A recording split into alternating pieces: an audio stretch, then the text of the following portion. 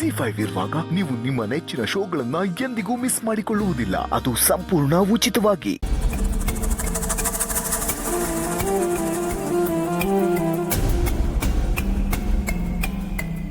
ತುಳಸೋರೆ, ನೀವು ನನಗೋಸ್ಕರನೇ ಕಾಯ್ತಾ ಇದ್ದೀರಾ?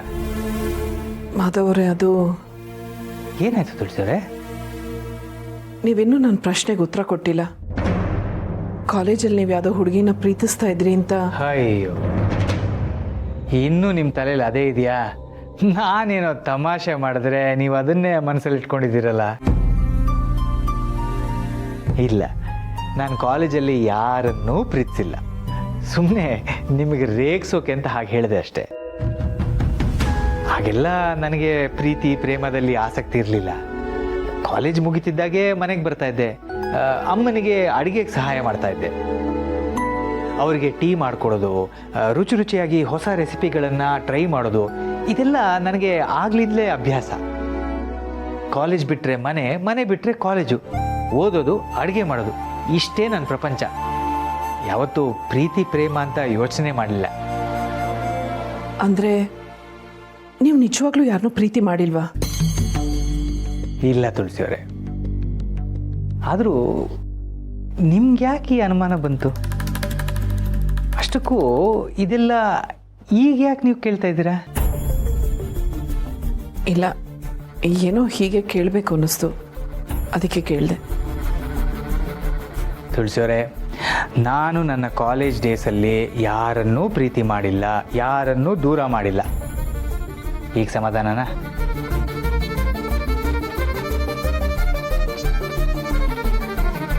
ನನಗೆ ಶಾರ್ವರಿ ಹೇಳಿದ್ದೇ ಸುಳ್ಳ? ಶಾರ್ವರಿ ಯಾಕೆ ಈ ಥರ ಸುಳ್ಳು ಹೇಳ್ತಾರೆ? ಅಕ್ಕನಿಗೆ ಮೋಸ ಆಗಿದೆ ಅಂತ ಸುಳ್ಳು ಹೇಳೋ ಅವಶ್ಯಕತೆ ಏನಾದರೂ ಏನು? ಅಥವಾ ಮಾಧವ್ ಅವರೇ ನನ್ನಿಂದ ಏನಾದರೂ ಮುಚ್ಚಿಡ್ತಾ ಇದ್ದಾರಾ? ಇಲ್ಲ, ಮಾಧವ್ ಅವರು ಯಾವತ್ತೂ ಸುಳ್ಳು ಹೇಳೋರಲ್ಲ. ಏನಿದು ತುಳಸಿಯವರೇ, ಮತ್ತೇನು ಯೋಚನೆ ಮಾಡ್ತಾ ಇದ್ದೀರಾ? ನಿನ್ನೆಯಿಂದನೂ ನಿಮ್ಮ ಮನಸ್ಸು ಇಲ್ಲಿ ಇಲ್ಲ. ಏನೋ ಯೋಚನೆ ಮಾಡ್ತಾ ಇರ್ತೀರಾ, ಮಂಕ ಕೂತಿರ್ತೀರಾ.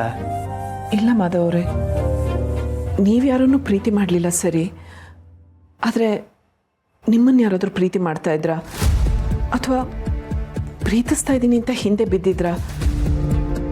ನಿಮಗೆ ಪತ್ರ ಬರೆಯೋದು ಅಥವಾ ಅವ್ರ ಮನಸ್ಸಲ್ಲಿರೋದನ್ನು ಹೇಳ್ಕೊಂಡು ಈ ಥರ ಏನಾದರೂ ಆಗಿತ್ತಾ? ಇಲ್ಲ ತುಳಸಿಯವರೇ, ಆ ಥರದವ್ರು ಯಾರೂ ಇರಲಿಲ್ಲ. ನನಗೆ ಅಂಥವ್ರು ಯಾರೂ ನೆನಪಾಗ್ತಿಲ್ಲ.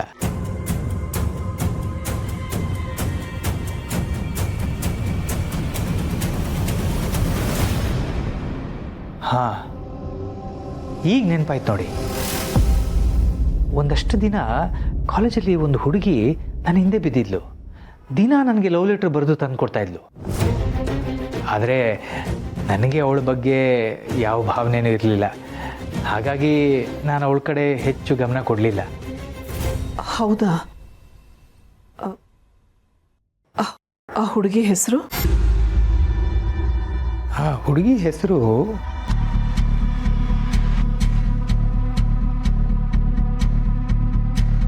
ಶರ್ಮಿಳಾ ಅಂತೇನೋ ಇರಬೇಕು.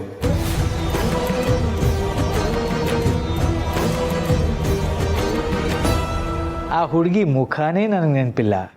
ಅವಳನ್ನ ನಾನು ಸರಿಯಾಗಿ ನೋಡೂ ಇರಲಿಲ್ಲ. ಅಂದರೆ ನೀವು ಆ ಹುಡುಗಿನ ಪ್ರೀತಿ ಮಾಡ್ತಾ ಇದ್ರಾ? ನಾನು ಆಗಲೇ ಹೇಳಿದ್ನಲ್ಲ, ನನಗೆ ಆಗಿಲ್ಲ ಪ್ರೀತಿ ಪ್ರೇಮದ ಬಗ್ಗೆ ಆಸಕ್ತಿನೇ ಇರಲಿಲ್ಲ. ಅವಳು ನನ್ನನ್ನು ಇಷ್ಟಪಡ್ತೀನಿ ಅಂತ ದಿನ ಲವ್ ಲೆಟ್ರ್ ತಂದು ಕೊಡ್ತಾ ಇದ್ಲು. ನಾನು ನೇರವಾಗಿ ಎಷ್ಟೋ ಸಲ ಹೇಳಿದೆ, ತಾತ್ಸಾರ ಕೂಡ ಮಾಡಿದೆ. ಅದಷ್ಟೇ ನೆನಪು, ಬೇರೇನೂ ಇಲ್ಲ. ಅದು ಸರಿ, ಇದನ್ನೆಲ್ಲ ನೀವ್ಯಾಕೆ ಹೀಗೆ ಕೇಳ್ತಾ ಇದ್ದೀರಾ? ಏನಿಲ್ಲ ಮಾಧವ್ ಅವರೇ, ಸುಮ್ಮನೆ ಕೇಳ್ತಾ ಇದ್ದೀನಿ ಅಷ್ಟೆ. ಹಾಗಿದ್ರೆ ಆ ಹುಡುಗಿ ನಿಮ್ಮನ್ನು ಇಷ್ಟಪಟ್ಟಿದ್ಲು, ಪ್ರೀತಿಸಿದ್ಲು ಅನ್ನೋದು ಬಿಟ್ಟರೆ ನೀವೇ ಪ್ರೀತಿಸಿ ಮೋಸ ಮಾಡಿಲ್ಲ ಅಲ್ವಾ?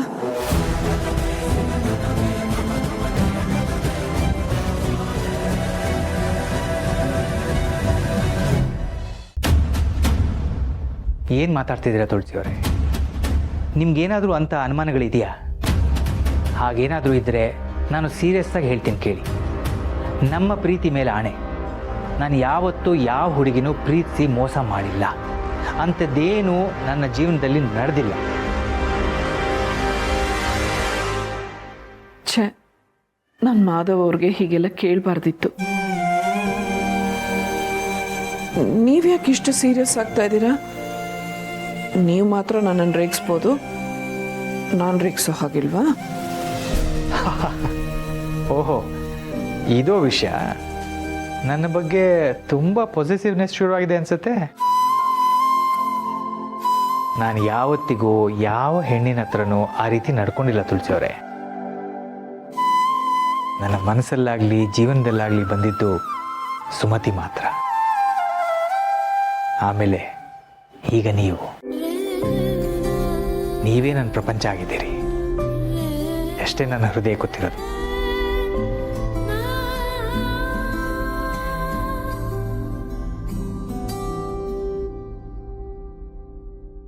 ಈ ಟೈಮಲ್ಲಿ ತುಂಬ ಮೂಡ್ ಸ್ವಿಂಗ್ಸ್ ಇರುತ್ತೆ ಅಂತ ಹೇಳ್ತಾರೆ. ನೀವು ಏನೇನೋ ಯೋಚನೆ ಮಾಡಿಕೊಂಡು ಆರೋಗ್ಯ ಹಾಳು ಮಾಡ್ಕೋಬೇಡಿ. ನಿಮ್ಮ ಮನಸ್ಸಲ್ಲಿ ಏನೇ ಇದ್ರೂ ಅದನ್ನು ಕೇಳಿ ಮನಸ್ಸು ಹಗುರ ಮಾಡ್ಕೊಳ್ಳಿ, ಖುಷಿಯಾಗಿರಿ. ಮಾಧವ್ ಅವ್ರದ್ದು ಮಗುನಂತ ಮನಸ್ಸು. ಇಂಥವ್ರ ಬಗ್ಗೆ ನಾನು ಅನುಮಾನ ಪಟ್ಬಿಟ್ನಾ? ಹಾಗಾದ್ರೆ ಶಾರ್ವರಿ ತಿಳ್ಕೊಂಡಿರೋದೇ ತಪ್ಪ? ಇಲ್ಲ, ಮಾಧವ್ ಅವರು ಖಂಡಿತ ತಪ್ಪು ಮಾಡಿರೋದಿಲ್ಲ.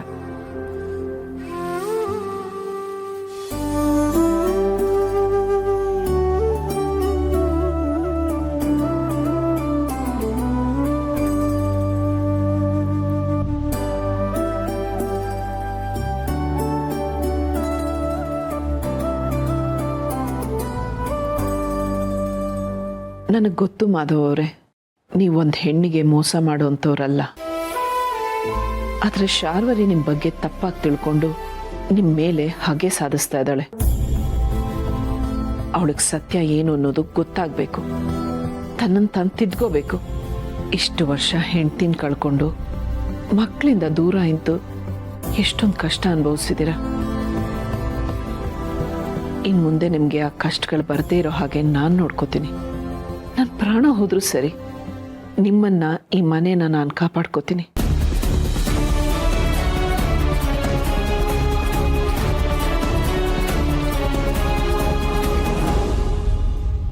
ಶುಭೋದಯ. ಶುಭೋದಯ. ಇದೇನು ಇವತ್ತು ಹಾಸಿಗೆ ಮೇಲೆ ಕೂತ್ಕೊಂಡು ಧ್ಯಾನ ಮಾಡ್ತಾ ಇದ್ದೀರಾ? ಅದು ಲೇಟ್ ಆಯ್ತಲ್ಲ, ಅದಕ್ಕೆ ಹಾಸಿಗೆ ಮೇಲೆ ಕೂತು ಧ್ಯಾನ ಮಾಡಿ. ತಗೊಳ್ಳಿ ಟೀ. ನೀವು ಯಾಕೆ ಇದನ್ನೆಲ್ಲ ಮಾಡಕ್ಕೆ ಹೋಗ್ತೀರಾ? ಸುಮ್ಮನೆ ಆಯಾಸ ಮಾಡ್ಕೋಬೇಡಿ. ಇದೆಲ್ಲ ನನಗೆ ಇಷ್ಟವಾದ ಕೆಲಸ. ಇದೆಲ್ಲ ಮಾಡಿದ್ರೆ ನನಗೆ ಆಯಾಸ ಏನೂ ಆಗಲ್ಲ. ನೀವು ಬೇಗ ರೆಡಿಯಾಗಿ. ಮಹೇಶ್ ಅವರು ನಿಮ್ಮನ್ನು ಕೇಳ್ತಾ ಇದ್ರು. ಇವತ್ತೇನೋ ಕೆಫೆಗೆ ಸ್ವಲ್ಪ ಬೇಗ ಹೋಗ್ಬೇಕಂತೆ. ಹೌದಾ? ಸರಿ, ರೆಡಿ ಆಗ್ತೀನಿ.